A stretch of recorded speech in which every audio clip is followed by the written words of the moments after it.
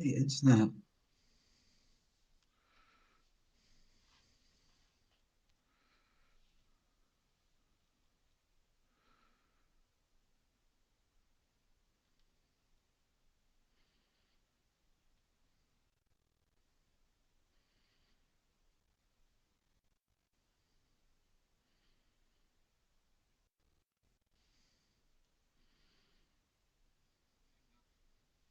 Hang on.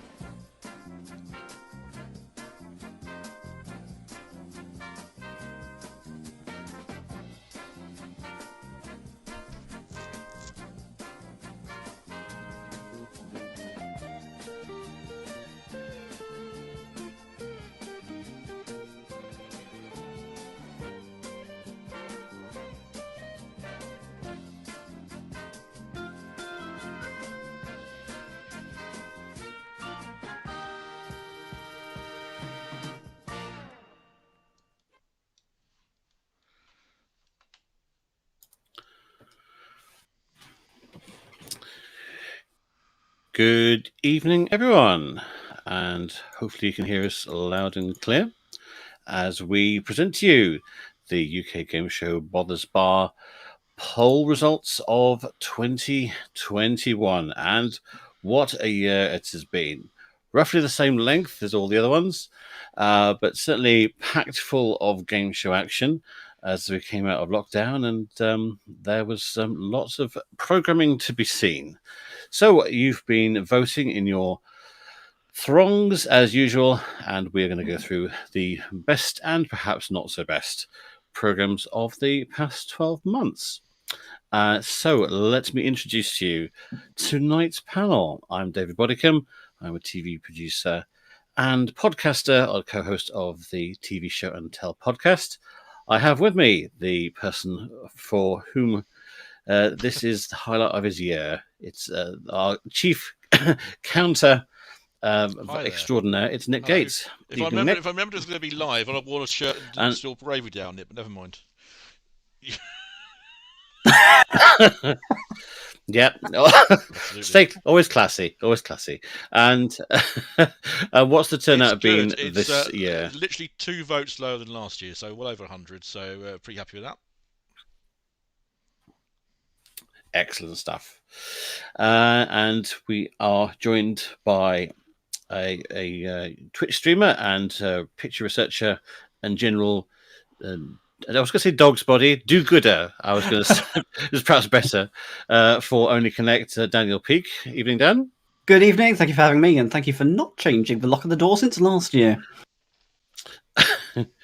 Okay, I'm not sure what you're referring to there. And back by popular demand from last year's stream, we have the producer, actor, comedian, and too many other things to list from last time. It's Lizzie Skipiak. Hi, Lizzie. Thanks for coming back. You got my emails. Brilliant. Oh, it's you, just in different names. Yeah, they were all suspiciously anagrams of your name, I have to say. Oh yeah, old ZZ Sazerac and Easel, Scrizzy Pie and stuff. Yeah, good. Yeah, all. Which I thought they were the Polish Prime Minister, but anyway. And finally, we have a new member of the panel this year. Another actual TV development person who goes by the name of Ben Justice. So you can hello there, Ben.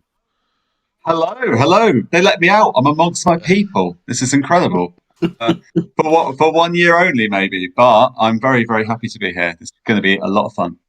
Jolly good. Well, thank you all for being with us, and hope we're going to have a lot of fun chewing over the game shows of the past 12 months. So we're going to dive straight into things with the Hall of Shame. So these are the results from last year, and we are 3 for 5 in terms of success. The wheel very much still. How did we get the wheel up there? Well, it split the vote in both categories. It sort of came second in this category and third in the best category. So I'm not really sure what the hatred was for it, if I'm personally going to be asked. But anyway, nevertheless, winning combination, the wheel's still very much alive. The others not so much. So we tend to do like a very quick rundown of the 6 to 10, and then we'll go through the top 5 in more detail. So Nick, when you're ready, take it away. The Masked Dancer. At 9, Unbeatable. At 8, Sitting on a Fortune. At 7, Game of Talents. At 6, Lightning. Okay. Oh, interesting. So that's sort of knocked out, I must say, a couple of shows that I thought might be in the top 5.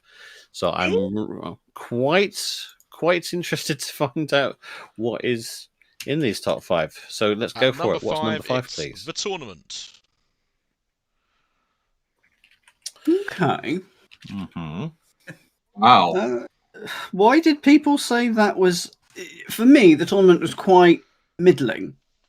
So I don't think it deserves to be in the Hall of Shame by any means. But I thought it was okay. People, God, you go on. I'll tell you what people said afterwards. Well, I mean, like, if it maybe it is one of these years when there's not actually that many shows that people hate, and it's like the slightly middling shows that by default get put in this top 5.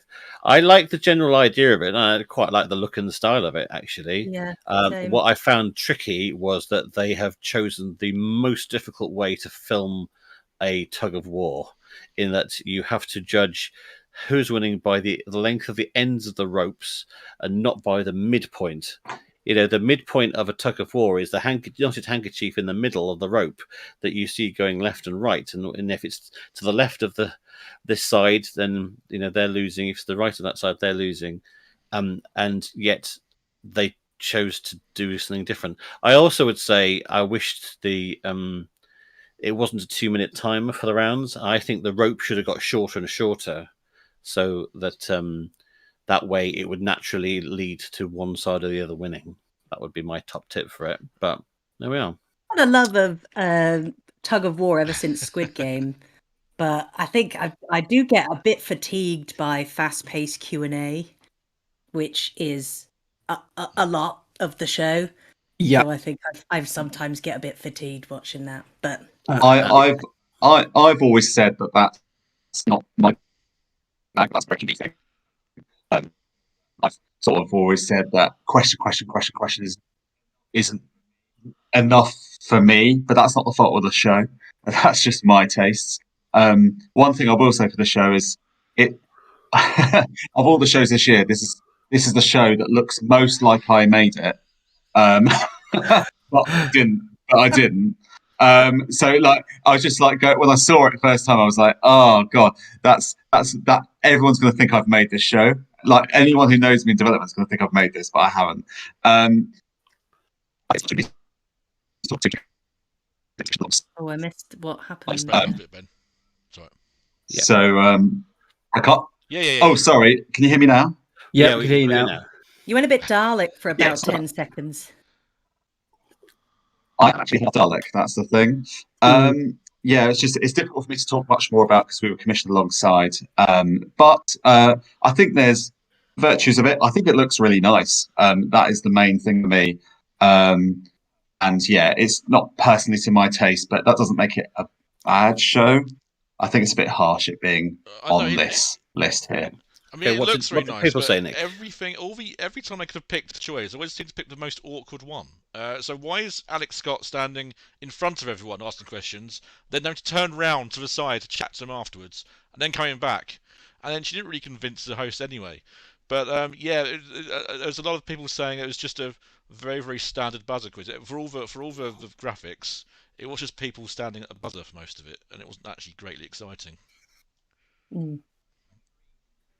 Josh Reed in the chat on YouTube says the tournament tried too hard to be serious and it got repetitive very quickly. And I think that repetitive thing was the bit that made me go a little bit meh. I really liked yes, it was slightly awkward staging in terms of where Alex had to look and things like that, but I really liked the look of the set. I thought the idea was quite good, but it got very repetitive very quickly. I think for me, that's the big killer. You want with the chase, you've got the cash builder, then you've got the chase bit, and then you've got the cash builder and chase. You've got these switches in pace, which you just didn't have with the tournament. So I think for me, that's what I struggled with.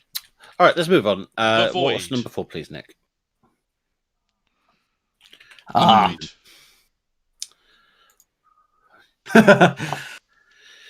Yeah, I must admit, I was pretty baffled when I heard this being commissioned, because it just sounded like a smaller, not as good version of Total Wipeout. Absolutely. But it's got the largest indoor swimming they pool are- in Europe.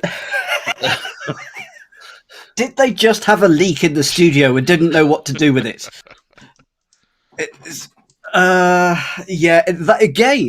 That got repetitive very quickly. Once you saw one thing, it carried on a little bit. Ninja Warrior is superior to it, in my opinion, because you've got there's a lot of different things going on, whereas the Void, it's sort of very, very samey. So I've just had to Google the Void, and I now remember I have it. As always. Oh, in case you wonder why my eyes suddenly dart down, it's because I'm quickly looking something up. I do remember this. Yeah, I echo those points. It didn't feel different enough to me from Ninja Warrior and Total Wipeout to be better. Yeah. It wasn't funnier either. I- but I- there was a lot of hard work gone into it. You can clearly see, but yeah, I can see why it's I there. quite liked about this show. There was one thing I liked, which was Yes. when they showed the results and they had like a graph of all like where they'd fallen. I thought that looked really cool. And I think the look again, another show, tournament, nice looking show. I think The Void was actually a nice looking show, but it maybe didn't hit all the levels required. But I think there were elements of it that were. It looked nice, but I don't know if people were necessarily asking for that show particularly. Okie dokie. Right. Walk What's the number 3, line. please, Nick?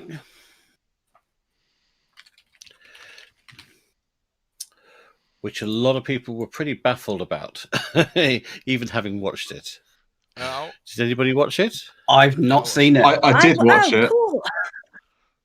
I watched bits of it, and I really like Craig David. And if there's one thing we can take away from Walk the Line, it's that we need to see more Craig David on TV. I really like it. It's But that unlikely. Yeah, unlikely as it is for someone from Portsmouth to praise Craig David, he did bring quite a lot to it. Like he is, he's but I like it. So that was definite plus. I think the whole sort of the rolling champion thing, and like I felt like I could have done with a bit more explanation at the top of like how those people had been put in that order, because I wanted to believe it wasn't like a producer choice, because it did feel kind of unfair, like that someone would have to go through all the shows, but then you know, things work. Someone lose.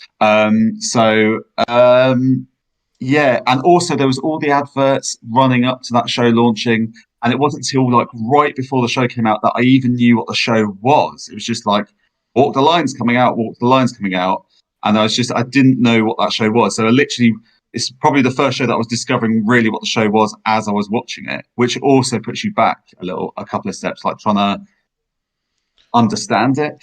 But you know, the talent was good. The talent was good. The judging panel wasn't bad. But I think the best there as well. It could be a bit better. Sorry, I've talked to you. So it's just I think the best things about it weren't what they were selling. Like they were selling Walk the Line, but the best things about it weren't that moment. So when that moment came, it was like, oh, okay. I don't know. There's nothing it's wrong difficult. with Winner Stays On talent contest. That's basically what Opportunity Box did for years and years and years and years. But the whole thing was undermined by the grand final, if anything, because you could have done £10,000 a week, whatever, till whenever. But somehow, on the last show, 4 random people and someone you might have just seen a night ago get to play for £500,000, and people will pick up on how silly that seems pretty quickly, and evidently they did. So tuned out pretty quickly as well. Aside from that, the Walk the Line itself, are talent shows have they had their day for a bit? Are we saying I'm particularly thinking, sort of singing and sort of the Britain's Got Talent, that style of thing. Have we seen that they need to be sort of rested for a bit? I think the difficulty on that front is that they always rate. Even the ones that don't rate that well, rate well by comparison to other shows that would go in those slots. So it's not as simple as just going, oh, they need a rest, because they can't afford to rest them. So that creates a bit of a catch-22 scenario, if you will. They've been on TV a lot for a long time now. Obviously, there was that big rest before, like Britain's Got Talent, and that obviously really invigorated things. But I think people are doing a reasonably good job of, like, The Voice came along, and now Masked Singer's come along, and there's sort of shows that are giving it a boost. But it's not easy. It's not easy to break out and feel individual, and I like Walk the Line's got all the right sort of ingredients, but it just maybe didn't feel quite unique enough. All right, I'm going to move us on. Nick, what is Moneyball. number 2, please? So this is the Ian Wright ITV quiz show, which was going to be called The Money Shot at one point. Reportedly, if you believe the papers, had a number of production issues, so you could argue that it was remarkable that they managed to get a series out of this at all. What did people think of the final result? I watched an episode, and I don't think I think I got out what I needed to from watching it once. To me, watching it had suffered from the same problem as Hardball for me, which was just seeing that. Just it didn't titillate me in a way it needed to. It was the show that least looked like the explanation for that show I had been given. So, like, what I'd heard of that show beforehand and what it was, I was just like it was completely different in my mind. So I don't know if that was because of the second. I have no idea. I don't know if it changed in between the two records. But that said, I actually quite sort of enjoyed it. I sort of like I would, if that was on, I would happily watch it. But the one thing I think is really interesting to take from this is ITV have sort of, after Beat the Chasers, which has kind of got this kind of like Dragon's Den formula where we're seeing like 4 journeys in a show, they've now, it feels like they're running with that a bit. And I'm not sure, like, is that now a thing? Is that now a thing that we're going to have these like really short form quizzes? That's what Moneyball was basically doing. It was kind of like using that formula. But I think for me personally, Moneyball, I wanted to see a longer journey. And definitely the game was better when the questions were a little bit harder. Like when they were easy, it did feel a bit of a giveaway. But actually, as a mechanism, I actually didn't mind it. I feel like if it's on, I would watch it, and that's better than quite a few shows for me personally. It wasn't what I expected it to be. I think that slightly threw me off at the start. Well, to be fair, Sorry, to be fair, it wasn't what the producers expected it to be either. But sorry, go on ahead, Lizzie. It's hard not to compare it to Sitting on a Fortune, another big money quiz presented by a sports person again. They're always on television, sports people, because they can read autocue. But yeah, it was all right. It took me a lot of hard work at it again, but I preferred Sitting on a Fortune because, yeah. But the thing that for me Moneyball also lacked was I had no sense of how that ball would travel. With Tipping Point, I could sort of feel how those counters are going to move as it goes down. Yeah, with the magnet side, yeah. Don't you start. That's what we used to use, isn't it? But with Moneyball, it was just a case of, well, it's that high up, or is it that high up? I've got no real gauge, and for me, that removes it from me. So I'm being misery guts here, but that hurt it in my eyes. Well, to me, the thing was that a small change in the height would possibly lead to a very big difference in where the ball landed. Yeah. So the cause and effect was quite opaque. I thought Ian Wright deserved better. I hope he gets a better show to do down the line. Yeah, he's a good presenter, actually. So, yeah. Right, and number 1, Nick. If it's bank balance, I'm going to be really sad. We've had a lot of guesses in the chat for bank balance. I can reveal that with over 70% of all ballots it appeared on, it's Gordon Ramsay's bank balance. Why? It was... Did you work on it, Lizzie? Yes, I did. Oh, no. I was in charge of board. The bricks are cool, to be fair. The bricks won a technology award, didn't they? So yes, they did.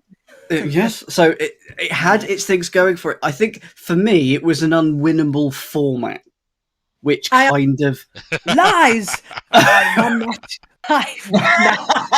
that every bloody day of my work, I used to win that show to make sure you could.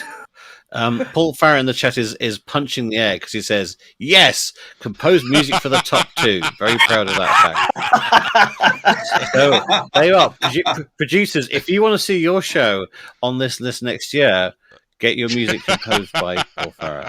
No, anyway. I mean, but to be honest, like all game show music is composed by Paul Farrer. So it's just natural odds, frankly. Anyway, delighted that you're tuning in, Paul. Thank you for joining us. Okay, well there we are. That is your top 5. It's the ones you chose. And I mean, I actually can I say something? Sorry. Yeah. I want to say something about Backlog because it's like one thing I really like about it is it's weird. It's really unusual. Like that show, you can't say that show's like any other game show. And that I really like about it. I really like it's got this weird TARDIS set. Yeah. I don't know why they've got a TARDIS set, but I like the fact they have one. One thing I really wanted, and I don't know if anyone else felt this way, I wanted angry Gordon. I didn't really want happy, quite nice, genial Gordon with the occasional swear words. I wanted kitchen nightmares Gordon. Really, I wanted them to like I wanted like him to like really slap them on the back if they'd like managed to win the game. It's like, yeah, you really earned that. You really earned that, right? That's what I wanted. And then I got quite nice sort of kitchen nightmares UK Gordon. I was like, oh. I will say that someone pointed out in the comments actually that their favourite bit was when he said, "Go home, go get your mum, and fuck off to Family Fortunes." It was genuinely a funny thing for him to hear in a game show. To be fair. Wow. And also, there was another thing I'll say is there was a lot of rules in that game, and it was like even at like sort of like 3/4 of an hour into it, there was still like a new rule coming up. And like for me, as like a game designer, it's like, oh, cool, because I'm learning all these rules and stuff. But I was like, but it made me realize that even at that moment in the game, I didn't have like necessarily a full handle of the whole game. And I was thinking, well, there must be people at home who have no idea what's happening. And I sort of feel like it's interesting because I think Limitless Win is kind of interesting because it's similar in a way because they've got a lot of rules as well. And I feel like their show just hangs together a bit better, and this one just doesn't. And it's we're talking small things in each area that can just make people confused. This is the one. I think it's the worst of the year, but I think just the sheer fact that it was the most high-profile flop of the year, and I think stripping it did it no favors at all. And if this had been a weekly show like Limitless Win, I think it would have worked better. It's not the sort of game you want to watch 5 times a week. Like, do I want to watch someone play Jenga 5 times a week? No, of course not. But that's not the fault of the show. That's the fault of maybe scheduling. Well, Digital David brings up a really good point. Nice idea for a board game. And you mentioning Jenga, in a way, it is sort of money Jenga, isn't it, in a way? Well, if you want to play this, you can get Topple. Topple, that is literally this game. Go get Topple. Yeah, everyone. There you go, bank balance. You don't need it on TV. Other board games are available. The development team used as to spark the idea in the first place.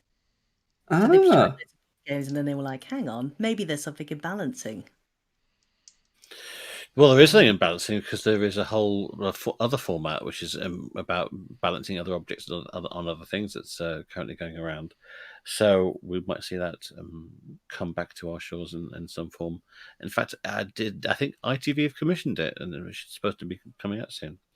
Right, we're going to move us on. I'm going to move us on because otherwise we're going to be just spending half an hour on just talking about this. But those are the top 5.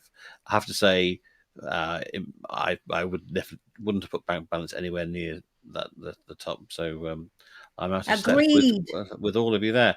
So if you would like to have your say on some of the other issues of the year, then we have our usual poll. So if you go to tinyurl.com/barpoll2021, there's some questions for you to answer, and we'll go through the results of those later in the broadcast.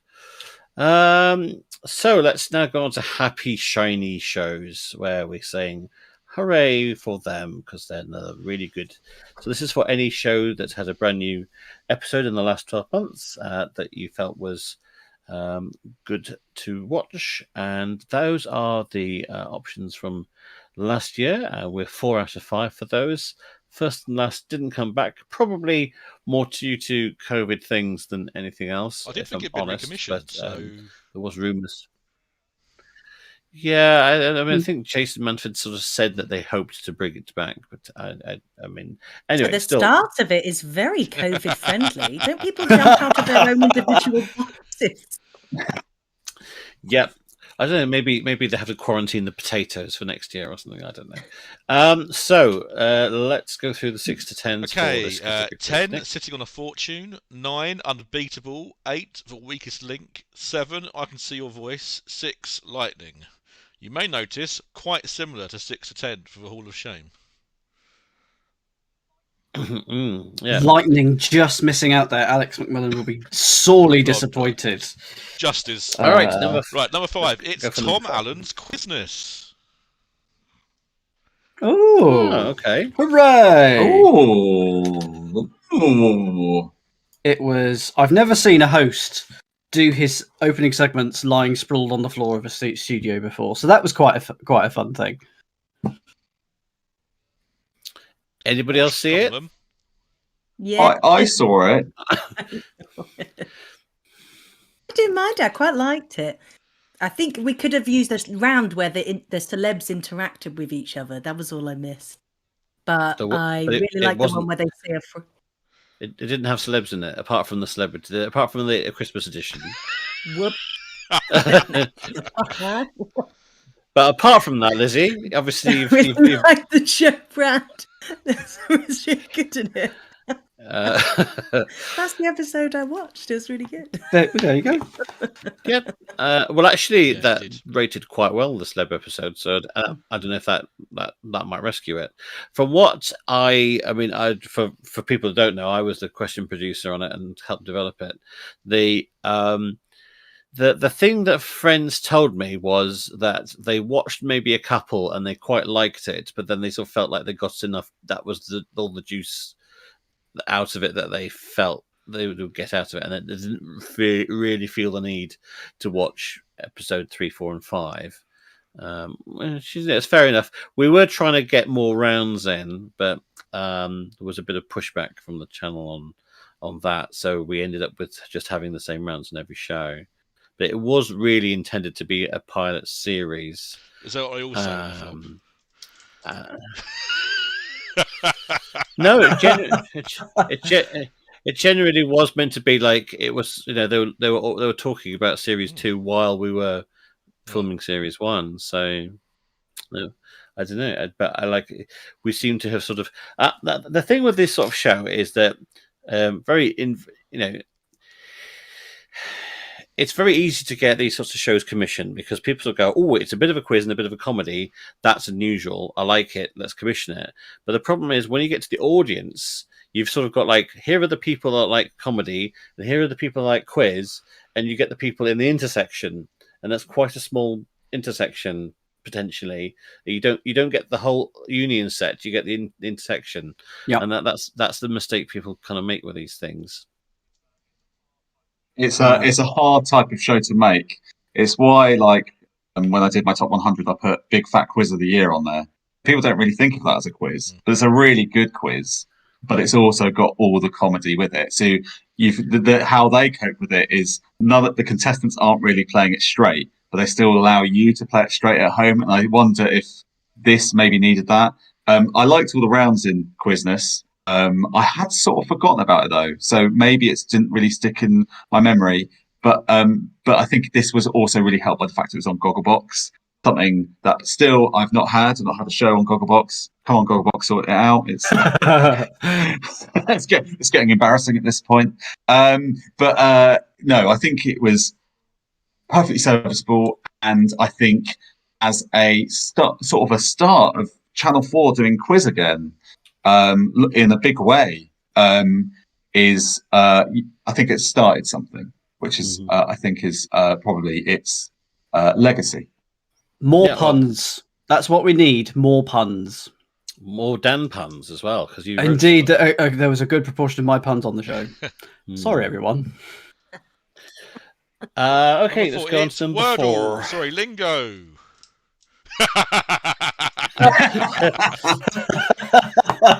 Ouch. Oh God, the passive Yeah. aggressiveness No. is real. I find It's it so very real. funny. It's brilliant. It is brilliant. It's like I can't imagine the Yeah. frustration they must be feeling. Like, but at least they're on air. That's The a thing good is, thing. how- They're actually on air. You know, Well, surely they'll get a Great. bump from this. Surely. you Yeah. would think so, but actually, a lot of people playing Wordle they could be watching Lingo and make absolutely no connection between the two things. I think that's the problem.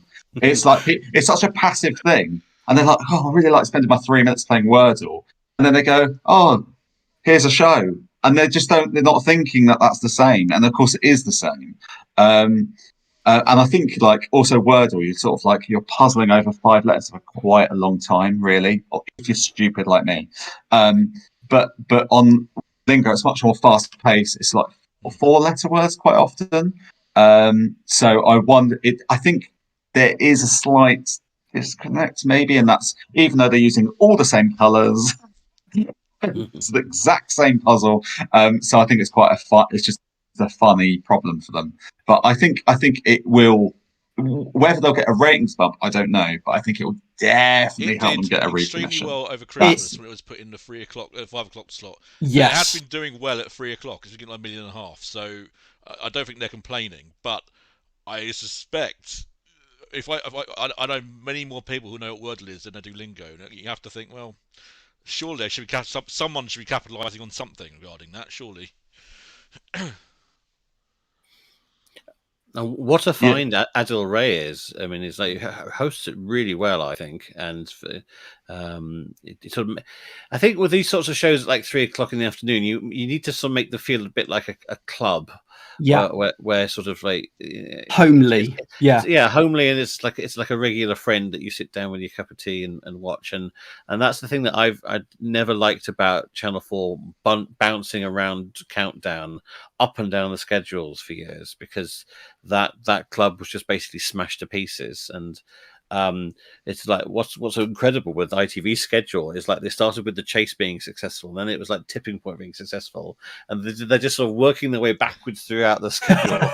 It's like soon it'll be like 7 a.m. It'll be like quizzes all the day. So Hey, I think Lingo. it's a show. Go on. Oh, go on. Oh, well, I was just going to say it's got a cracking looking set. I really am mesmerised by it, and I'm mesmerised by the wordplay, and I don't care about hearing what the contestants have to say, which is good because there's no time. The words are coming up, and it's wonderful. It's addictive to play as well, isn't it? You can't help but you just going, what is that 4 letter word beginning with F? Well, Yeah. well, I've already thought of one. You fall, FALL, yes. Yeah, obviously. Terrible word to use. It's a double letter. You're I'm so wasting. sorry. The elephant for me is that they've managed to reformat it, removing half of it what the original format was. It had a bingo element, and it's done. They've reformatted it really well. No one misses it. I don't miss it at all, to be honest. I miss it. I miss it. Well, this has been a bit of a surreal experience for me because I put Lingo in my top 100. And it was probably the last show I could ever imagine getting sort of revived. It was just like it was like when I heard Lingo was getting recognition, I was like, really? And it was like, and when they said they were taking out the bingo element, I was disappointed. But it's a really good show. It worked. The word puzzle is strong enough to. It sort of feels that sort of chain letters kind of small words kind of vibe. I think but they they also did a really good job in between series 1 and 2 of mellowing things out. Adil, I watched an early episode when it first came out, and I thought it was okay. But when I watched an episode around about Christmas time, I thought Adil had really settled in really well. There's a slight change to the color scheme, which they took on. They took colorblind advice and things like that, which was just a really lovely thing that they didn't have to do. But it was just lovely. I think it's mellowed out really well, and as you say, it's a homely club that you can watch at 3 without too much thought. You could just put a biscuit in your tea and just have a drink and watch it. Yeah. All right, I'm going to move us on. 3 Nick, is what's Jimmy number 3, Cars. please? I literally just told you. Yeah. Brilliant. I really enjoy this format. It's really funny. Sorry, I'm No, go ahead. Go for it. But I think Go for it, Lizzie. Go for it. Go for it. Let's go, go, go, go. it's about time we start putting question writers on the screen.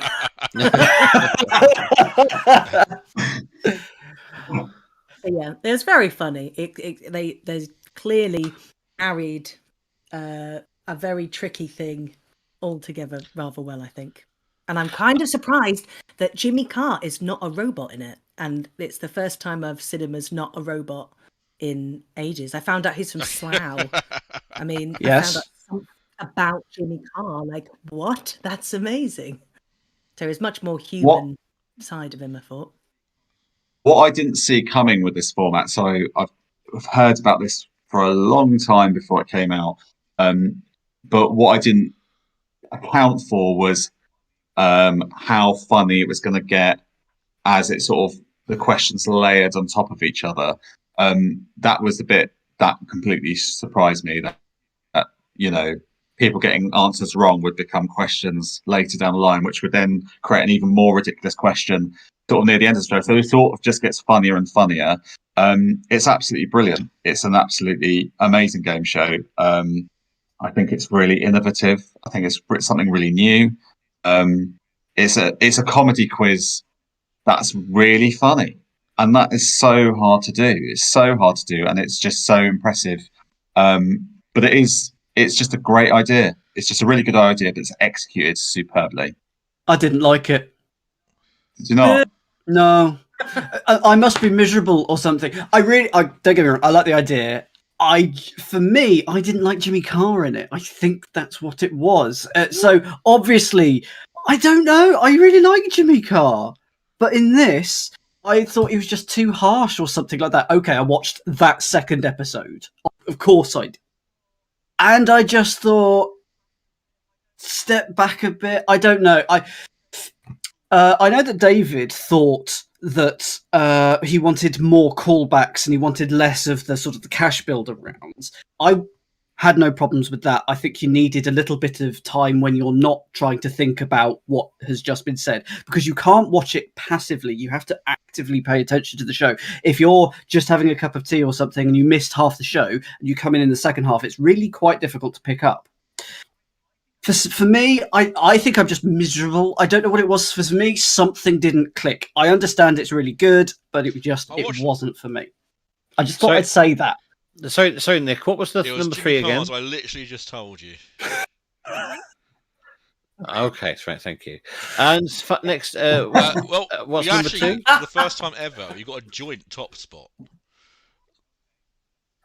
Okay, so give us the first is so of those excited. joint I'm winners. tempted to just wait just a couple of seconds just to add for attention. The answer trap.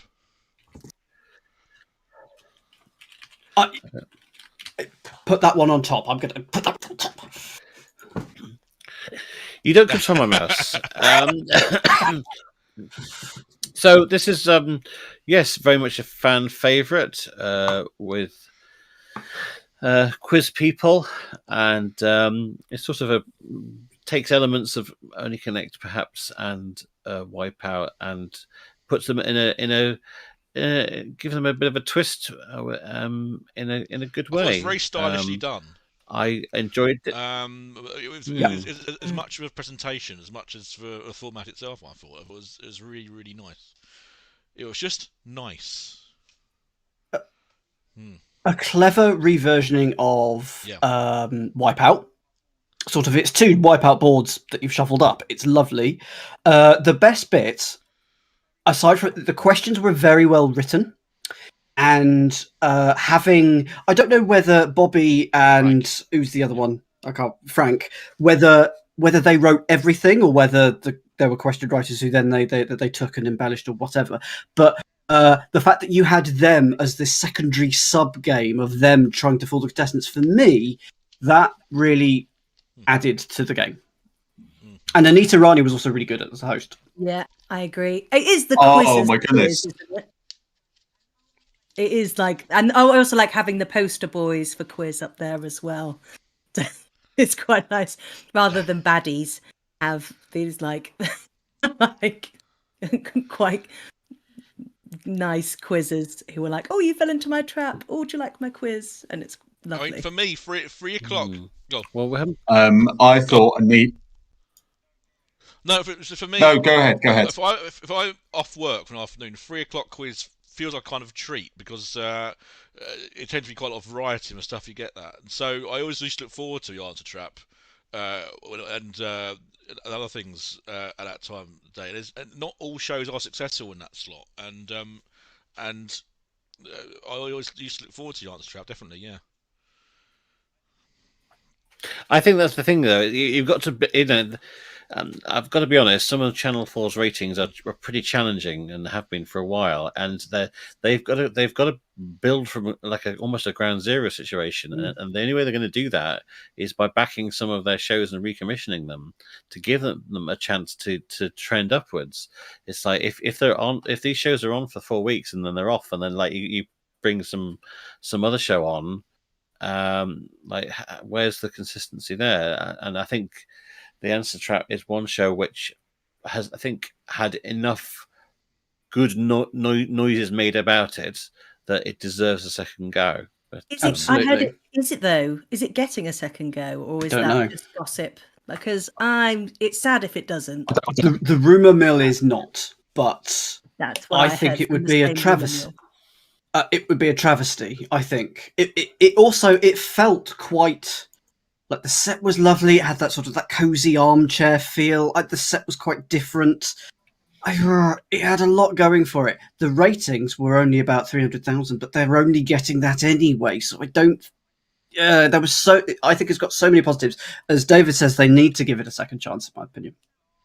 There's always something the about star of the show. Oh, sorry, go on. No, sorry. I was so politely waiting, but it's so hard on the Discord. So the star of the show for me was Anita Rani. I think she's the best new game show host this year. She was like absolute revelation. She needs to do more if this doesn't come back. I did like the style of the show. I think it looks really nice. But I kind of, after this one, I kind of don't want to see it again. I feel like I've seen it quite a lot. I feel like the next show that tries to do this look will probably come across as a bit, a bit too similar. But the one thing I'll say for this show is not everyone I know likes this show, but I binge watched it, and I do that for very, very few shows. Like, I'm not, as I've always said before, I'm not the sort of person who goes, "Oh, I'm going to watch The Weakest Link now. I'm going to watch like every night." I don't do that. So for me to feel compelled enough to sort of check out episode after episode, it must be really, really good. I like all the rounds as well. The opening round's really good. It's a lovely progression, isn't it? It's just that it's one step on another, and it's really good. If Channel 4 don't pick it up again, do you think another channel could get it? Because I could see it on BBC Two. I think ultimately ratings are king.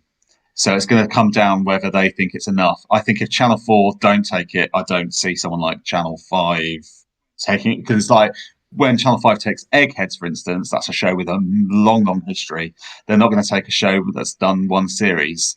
I think this is possibly going to fall into those dual style shows where it's just we fondly remember them, but in the great wide world, which is what actually decides whether these shows get recommissioned, it may not. But there is a world where it could get recommissioned. I think the ratings were okay, so I'd love to see it back because I thought it was a really enjoyable show, and I'd like more of those puzzles, please. All right, I'm going to move us on. Nick, please tell us what our other joint Money winner of the year bags. is. Hey, So the Craig Charles conveyor belt quiz grabs an equal share of first position. I really liked the idea of the show.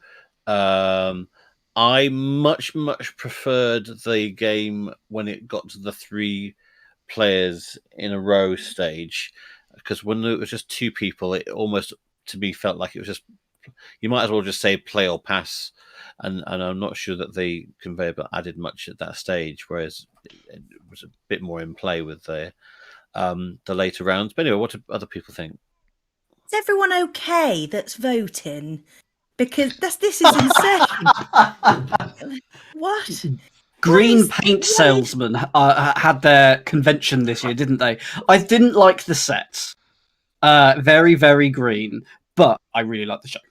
Lizzie, you obviously didn't like it. Maybe I couldn't get over it. It just looked a bit cheap, but I don't want to shit on the gameplay. It did have some it was an interesting concept. But I don't know. It wasn't. There were so many. I think that are I would say my favourite. I think Unbeatable's taken a bit of a beating. Ha! To be honest, I'm surprised that's come so low down. I don't know. There's just some absolute favourites of mine that I'm sad haven't achieved that top spot, and I should have. Yeah, well, we can't talk about them now, Lizzie. We can't talk about them now. Let's talk about the show. Sorry, missed your chance. This is the first time ever I've had the 1, 2, 3 for my favourite shows. These are my top 3 shows. I'm absolutely thrilled. Moneybags. So Moneybags came out with Sitting on a Fortune and a tournament. I think there was another one. All came out within like 3 or 4 days of each other. And like from the description alone, I would have put Moneybags at the bottom of that list, like for what I was expecting. But what I got was basically a fantastic Wicked Wango, the quiz, which is great because I like those sorts of shows when they're done well, because you've got the wheel that does it really well, where you're just like, it's a bit random and people lose and then they win and then they're up and then they're down, and then also like Rolling in It did it really well, and people in this chat liked Rolling in It. And I think Moneybags does it really well as well. But I think the one thing that does it a little bit is that if you're good enough, you will win. If you know all the answers, you'll win. That's hard because the questions are really hard. No, it's not, because on the wheel, you can end up going down, and you can have like of no fault of your own, you can just end up out of the game. And the same for Rolling in It. So there's just that slight less amount of randomness, but still loads of randomness. I think Craig Charles was really good on this. A really great host. I like the way it looks. I don't have a problem with the way it looks. I see why people might say it looks cheap, but I'm assuming the budget is much less. So than some of the other shows. So I think they've done a really good job. And again, another show I watched quite a few episodes of. So yeah, I'm really thrilled this is up there because I think it really deserves it. Good questions and challenging questions as well. There's a lot where you're like, oh, I'm not sure, which is a sign of a good quiz. Yeah, I think that it was stronger when it was things like which of these things is shorter than a Shetland pony. Yeah, and less strong when it was like which of these chemical elements have a 1-letter symbol, which is kind of a bit more standard pointless territory. Mm-hmm. But yeah, overall, I think those are 2 very worthy winners. I shall move us on. So I think are we going to now look at the so not quite look at the poll results. Just another quick reminder that if you want to get your answers in for the poll, it's tinyurl.com/barpoll2021, and we'll have a look at your results after the next category, which we're going to do a little bit quicker because time is rollicking on somewhat. So can I just check that form is still open? I've got that it's no longer accepting responses for me. I haven't had any other complaints. Lizzie, fill the time. Talk about Unbeatable. Well, okay. Actually, you know what? Moneybags minus a question with people is a good dating show. Where is the conveyor belt? That's already exists. Okay. Oh no. Well, another show. Right. To Google while I would do speed dating on Yo Sushi, the restaurant, and just have people, and as they go past, nope, yep. Yeah, but someone would be stood next to you that was like, "Don't say yes." Yeah. Yes, but I'll it's be my honest. mother, and that's very off-putting. I'll be honest. I think I find a sushi conveyor belt more stressful than Moneybags. If I was honest, I just because it's what I'm actually going to eat. And I'm going to spend quite a lot of money on something I may not want to eat. It is That's quite a hard expensive. decision. Yeah. Okay, I'm just sorting out. So basically, me and Google Drive have had a bit of a war of attrition, where I keep trying to empty it, and it keeps finding stuff sort of like to put in it, and I don't know quite why. So anyway, I refuse to buy storage on it. Is it automatically uploading things on your So- drive to it or something? Yeah, it's probably something to do with the fact that that whatever like photo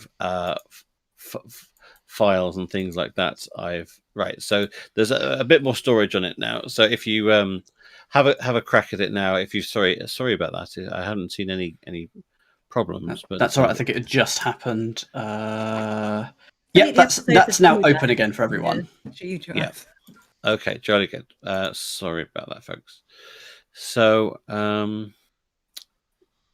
yeah, we only had 20 responses. Normally, we have a lot more than that. Yeah. There's over 70 people watching. So, if you could, I have posted a link in the chat. If you could have another go of it, so that we can have a meaningful vote, that would be very, very good. Thank you. Right. So, the New Media 5 is a slightly unusual catch-all category for stuff that doesn't necessarily get talked about in our the usual way, because it's not on regular television. So it could be anything from a podcast, a Netflix show, something on Twitch. It really is a bit of a ragbag, but those were the things from last year. Are we just going to go to the top five? One, there were a lot of votes for Yep. Tom Scott's Money, which had anonymous votes on YouTube, but they're ineligible because it was actually the year before it came out originally on Nebula. So Yep. And at 6, TV show and tell, David. So sorry, not top 5 this year, I'm afraid. Oh, Right. oh. Number 5, it's Topper One's Quizzical Evening on Twitch. Which I can't say I've watched. Sorry, Topper One. I'm sure it's brilliant. I'll look into it at some point, definitely. Number 4, No More Jockeys. Yeah, solid. Which was equal 5th in the last year, which is Alex Horn's Number 3, Fingers online on quiz. Buttons. Yeah, Good. Yeah.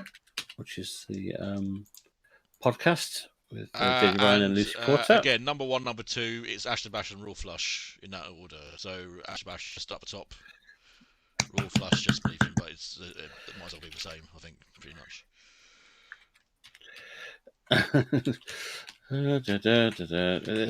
Needs Superlative online quizzes. And there'll be an entire list of everything that everyone Can't wait. voted for at Bother's Bar after the show. So if it's something you want to explore, then you go ahead. Yeah, well, it was very much a sort of a mixture of the things we had last year. We are potentially looking to sort of maybe mix up this category for next year, so it's perhaps a bit more representative. There's definitely a movement with streamers getting a bit more into the action on what you might call regular, repeated quizzes. So we might see a bit of tectonic plates shifting in that direction. Right. Anybody got anything else to say about that whole thing? Yeah, I'll just say that, I was just going to say, these have provided me a whole new, unusual way of embarrassing myself live. It's happened on multiple occasions. So thanks for that. You've completely ruined my self-confidence, and now I'm a shell of a man. Just looking at some other shows that didn't quite make the top 5. So, New World on Netflix was a really good Korean thing. Well worth watching. Get a chance. Beast Game, Mr. Beast Squid Game rip-off. Dan Peake and his streams. Insiders Netflix was quite a really interesting reality show actually. And things like Mysterious Sponsors, Nailed It, Taskmaster Podcast, The Circle, Two His People Are Lying, and the whole list will be on Bov's Bar. I've heard good things about the Taskmaster podcast. If you like, not insider information, but the nuts and bolts of the show. Yeah, I'm a little bit surprised the Circle's not on this list because a lot of people were talking about that Netflix version. So maybe I might have expected that to sneak on here. I was kind of thinking what might be the Netflix show that sneaks on this list. Turns out none of them. but it's kind of interesting. I'm just going to put that URL up just if you very quickly want to have another quick go before we're going to go through the results in a second, just to make sure that we get everybody who wants to type in their results. There's still some things clicking through. We're up to 40 responses now. So I'm just going to give you 3 more minutes if you want to fill out that poll at tinyurl.com/barpoll 2021. I have to say, I was surprised that New World didn't come into that top 5. Given that they love that people have things like Genius Game 7th, and stuff like that. I've not heard of it. No, I'll have a look at it. I've missed it. I'll tell you what I have been watching is Alice in Borderlands, whatever it is. Now, it's a great show, but is it as good as Squid Game? I don't think so. No, I don't think it is. Yeah, I'm on the Squid Game. I know Squid Game's popular, and it's cool to hate on things that are popular, but I think Squid Game's better. Miles better. Miles better.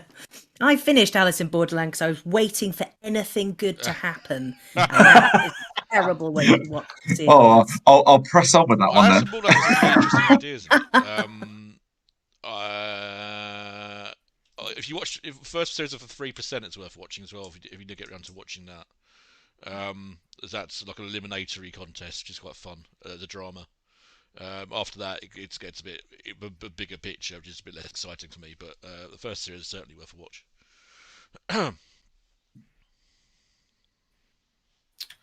Okay, good stuff. Right, I'm going to call time. If you're currently doing the form, then by all means, just keep going and get to the end. I won't sort of shut off the... Just like Alice in Borderland, can I say? Yeah, get to the end of that. So hopefully people can see that. Should be able to. So we had 44 responses so far to the survey. So this is the question we always have every year. Was 2021 better or worse than 2024 game shows? And everyone's pretty much largely on the positive side. 62% saying better. Unsurprising, right? Because we didn't make a lot of game shows in 2020, to be honest. So. Yeah, and also the ones that were there were necessarily fairly undemanding. So... I'm also really interested in people who say the same. So they're like this, going right, bank balance. Then there was the Beat the Chasers, and then it's close. It's close. Yes, exactly. It was exactly the same. Exactly. The option's been there. This is the 17th year we've done this, by the way, folks. It's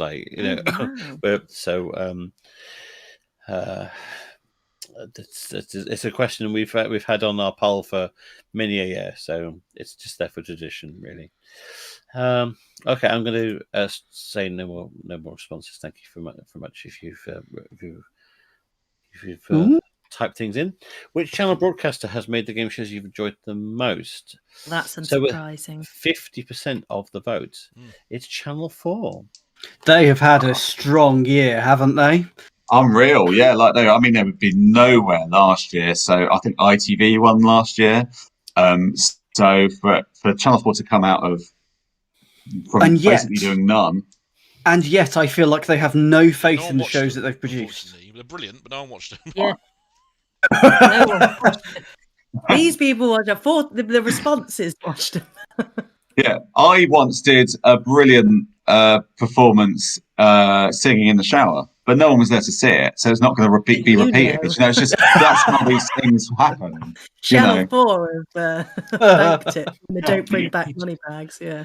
Yeah, Channel 5 are sniffing around after Jay McDonald's cruising or whatever. Yeah, Ben singing in the shower. Only if you do it. BBC Two have got 9 votes, which is probably the sort of only Connect University Challenge crowd, I imagine, because I can't think of what else they've come up with that's new. Then ITV's third. How much of it has your enjoyment of a program been affected due to filming restrictions caused by COVID? Most people saying that they hardly notice. And the second most popular choice was not at all. I think that's partly because producers have got pretty clever at designing pieces of perspex that don't get in the way that much, or by casting appropriately. The hardest thing is sound balance. If you've got an audience that's no longer there, that's your biggest thing, because having an at-home audience is very, very difficult to sound mix and make it sound proper without having some canned laughter put in. I don't really understand why on Taskmaster they felt the need to sort of separate everybody quite so far, but have these really tiny low tables in between them. Or was there even nothing in between them? And Nothing. So I felt they should have put something in between them, like a pot plant or a little table or something, to make it like fill up the space, because it did look very empty. Now that they've gone to filming with an audience, you should tell them that. Well, they don't need to do it anymore so much, because they're a bit more close together again now. Yeah, there we are. Anyway, so your response was you haven't had your enjoyment affected too much. A huge lot of game show formats hit the airwaves after the relaxation of lockdown. How do you feel about this?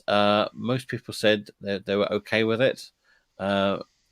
But 17 said that they were actually very positive about having lots more quizzes to go at. So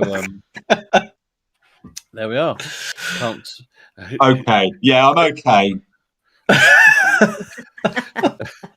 I have to say, I do think sometimes, because there's just so many, like, we are quite spoiled in this country. Where there are about 50 or 60 new formats that come out in the UK in various forms, including regional shows, radio shows, and all that kind of thing. But there's a lot of new programs, and I remember the days when I would have to upload a new HTML file to my web server whenever a new game show came out, and that'd be like once a month in the very early days of UK game shows. And now it's just like how like we've got 5, 6, 7 new shows this month, compared to in a market like the States, where they might have 1 a month, 2 a month. That's changing, but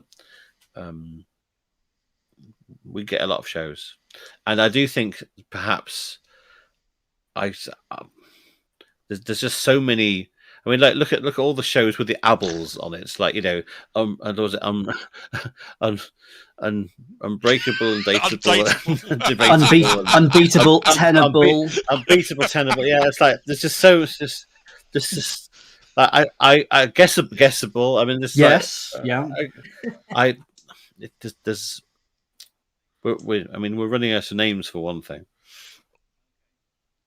They just need to stick with them, I think, and give some of them more of a chance. Just give them more than one series. That's all they need. Maybe another one at Christmas. Gordon's free, Just... Surely we do lots of turkeys at Christmas. How would you feel about celebrity versions of TV shows? 61% said I don't mind them in moderation, and then the second most popular answer is they're fine, but wait a few series first.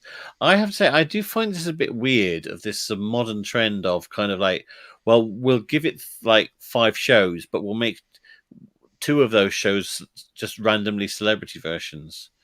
And it's sort of, it to me, it almost undermines the main show, because you sort of think, ooh, not sure if the main show is a strong enough idea, so let's prop it up with a celebrity show in the mix somewhere, just to see how that plays out. Agreed. I think they're a little I personally think they're a little bit overdone. I remember when Christmas celebrity specials were like a really big thing, but the world has changed. It's now a much more media savvy world with influencers and so many more celebrities than there ever used to be. So it's sort of had to move in that direction. I still think it's overplayed. I felt like you said influenza instead of influencers then. Well, but it sort of works either way. yeah. Olivia Raven says, when it comes to celeb editions, new shows shouldn't run before they can walk. I think that's a good point as well. Give the format a chance, unless it's always going to be celebrities, of course, in which case you have to start with celebrities. But I think give it a chance first. Don't do one show and then immediately do your celebrity special.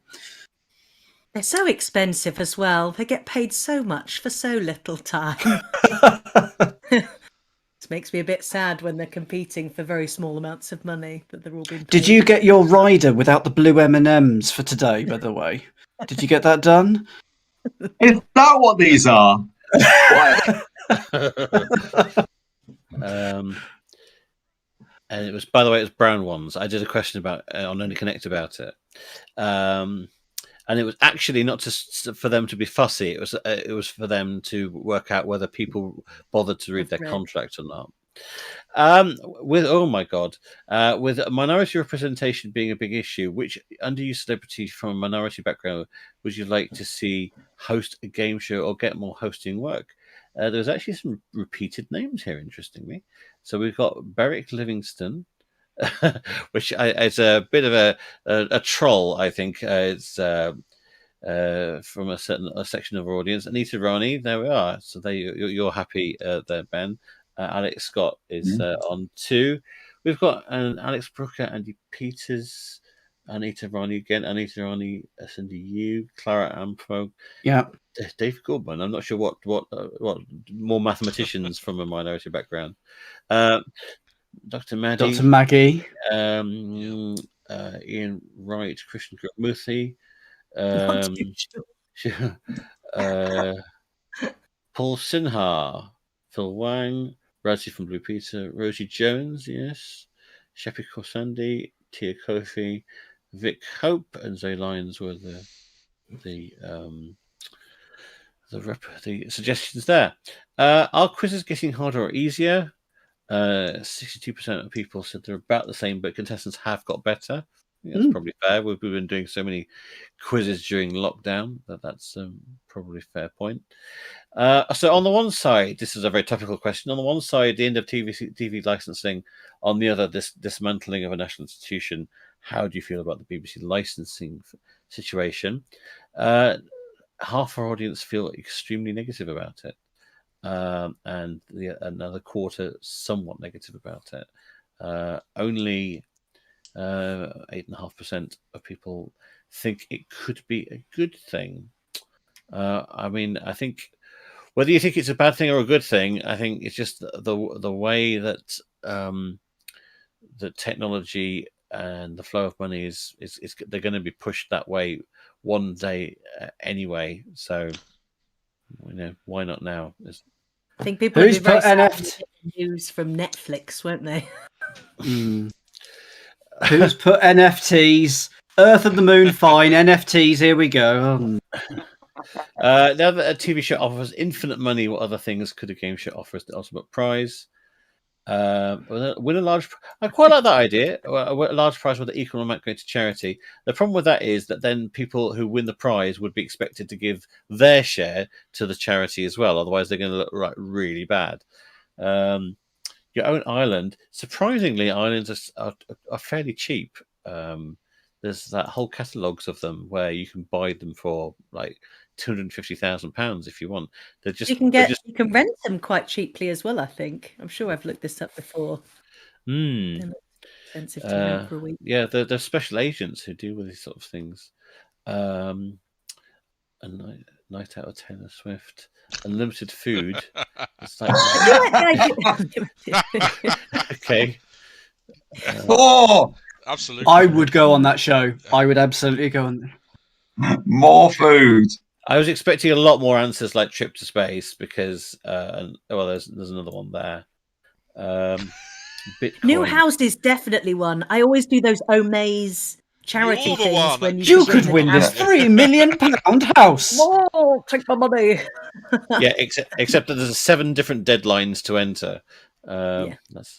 And you have to probably insure it. And if you're not rich to start off with, you're going to be broke by the time you insure it. I'm still gonna donate to Omaze. It looks incredible. Unlimited air miles. That would be great for you can have your own holding the ozone layer. Anyway. I like Ultimate Holiday host your own quiz show. Like it's a dual package. Like, we'll be whisked off on an around the world trip before being jetted back to Manchester to host a week of sleep as a replacement to Romesh Ranganathan to a chorus of booze. But it's going to be a bit like what was that Jet England home show? Yeah. Jet Set. Yeah, National Show Jet Set. Yeah, except that it would just get the contestants to host the show as well as playing it. Right, it's the Hidden Gem Award, which Minus Show, do you think was a special mention? Fairly short list this time because quite a lot of the shows were probably eligible for the major prizes, you'd have to say. And the winner is... Can I improve my memory? That's a That brilliant picked up a few one. votes, Sorry, it's the birth... Yeah. I liked it. Yeah, four people like that picked up a one. few votes 6 as for well. Apocalypse Wow. That was second. That was second place. Outsiders, The Greatest Snowman, and A Memory was equal third. But the Birthday Cake Game took the top prize. So there we are. So we shall crack on with our final category when I can find my notes. Thank you very much indeed for voting. So it's the Golden Five, and it's the reward for your favourite shows, whether it's an old format or a new format, whether it has had any new shows in the last year. It's eligible for this category. So those are the top 5 from last year. Obviously, they're still all going. So let's go through. Are you going to do 6 to 10, Nick? I can do 6 to 10 if you like. I've added a couple extra bobbling unders on the main write-up because it's quite interesting this year. But 6 to 10 very, very quickly. 10, joint 9th, Point at a Tipping Point. 8th, Millionaire. 7th, Masked Singer. 6th, Beat the Chasers. So, number 5, a new entry. It's The Wheel. Everyone's come round. Very happy it's in. Yes, I knew they would. It's just such a happy show. Yeah, it's a well-made show, and I think it's going to be around for a while. Another show that I actually sit down and watch quite a lot. It's and also another show, one of those few shows that takes an hour of TV and doesn't drag. And that's hard, the quiz. Even though it's only got like 8 or 10 questions, it somehow doesn't drag. It's incredible, isn't it? And Michael McIntyre is an absolute revelation as a host. He is so much like... I knew he'd be good, but I didn't think he'd be that good. He's handling all the beats of the show perfectly. He just knows them off by heart. It doesn't feel like he's being produced that much. He's just, it's just a natural flow, and that makes it comfortable watch. He's quite good at dancing as well, especially when Danger Zone comes on. I'm getting annoyed. We all love a Danger Zone moment. Deliberately don't pick the shutdown to be in the Danger Zone. They go up the wheel and think, well, you've lost us the fun now. What's the point in that? Anyway, I look forward to seeing how the Americans are in that next year. Number 4, Chase. Yep. Oh. So The regular chase. So let me just double check where that was. So that it wasn't number 4 last year. So there's no change there. Number 3, Taskmaster. Okay. Ooh. So that Was that 3 last year? Again, number 3 last year. Number 2. So People like what they like, don't they? House of Games.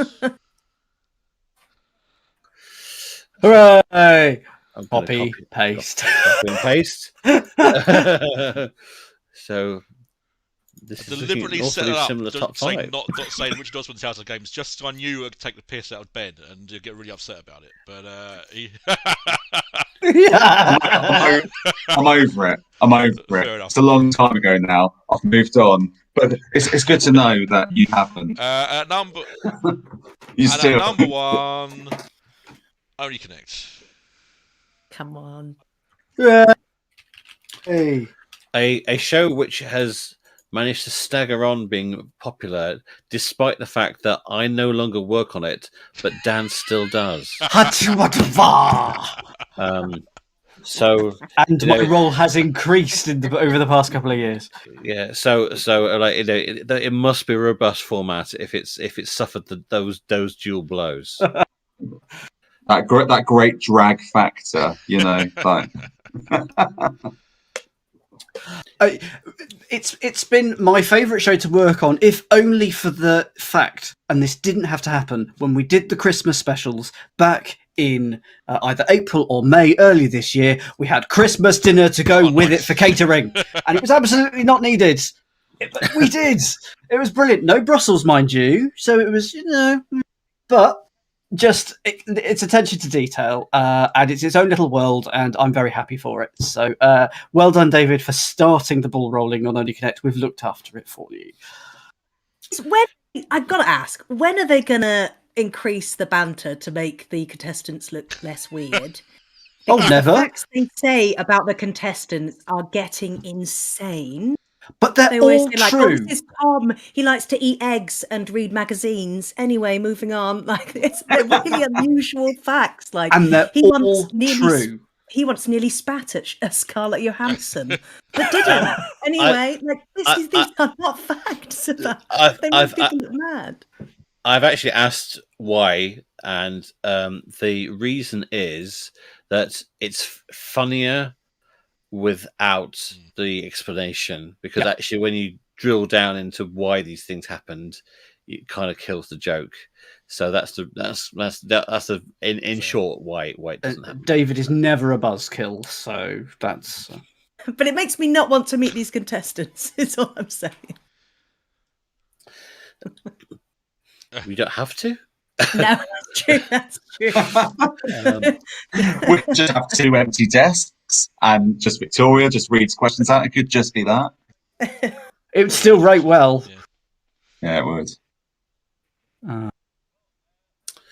Well, there we go. That is it for this year. So thank you very much indeed for watching. If you want to follow our exploits online, you can go to ukgameshows.com, where we keep adding to our enormous database of existing and future game shows in the UK. And for Nick's website, bothersbar.co.uk, for his take on the scraps of game show news that he collects and presents to us To write these days. From around the place. All about Discord these days. Yeah.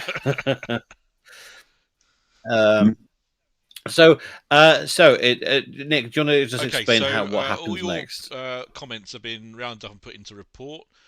So in about 10 minutes' time on ukgameshows.com, there'll be a full written report. And on Bob's Bar, you'll be able to see the statistics, so percentages of votes for the sort of top 20 in each category. So you can see where your favourites got to, even if it didn't make the top 10. So look out for that. That'll be propagated on Twitter in about 10-15 minutes' time. Marvellous. So all it remains is to thank our special guests, particularly Lizzie and Ben, for joining us. Thanks again for offering your opinions. So I hope you come by again sometime. Yeah, thanks for having us and my opinions. Cheers. Thanks for having me and just my general amenity. And thank you again to Dan. You're very welcome. And also to Nick for all his hard work in assembling the 100+ votes and all of your comments, which it's very much worth reading the comments, particularly on UK game shows, because people are very witty and they often get to the nub of describing a show with just in a couple of sentences, and so they're very much an enjoyable read. So do go to those two websites in, like I say, about 15 minutes time to get more of your results. But from us all, we will see you in the bright new future next year. And we shall bid you farewell. We'll see you all in 2023. From us all, it's goodbye. Goodbye.